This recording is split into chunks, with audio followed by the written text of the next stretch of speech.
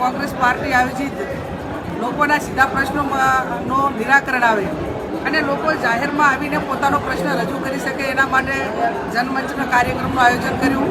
મોટા પ્રમાણમાં અલગ અલગ કોઈ સામૂહિક માગણી છે, કોઈ વ્યક્તિગત છે, કોઈ વહીવટીતંત્ર સામે છે, ક્યાંક કાયદો વ્યવસ્થા છે, ક્યાંક દારૂ જેવી બંધીઓની છે, ક્યાંક અંબાજીનો વિકાસ થાય છે।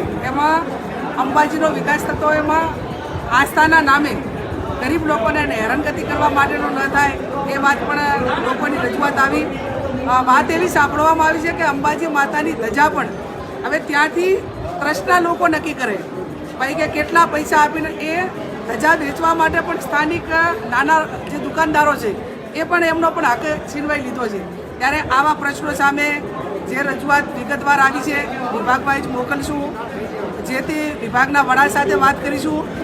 જે સામૂહિક છે તો સામૂહિક રીતે એનું સોલ્યુશન આવે, વ્યક્તિગત છે તો વ્યક્તિગત સોલ્યુશન આવે, પણ ખૂબ લોકોએ ખુલ્લા દિમાગથી એમની પોતાની વાત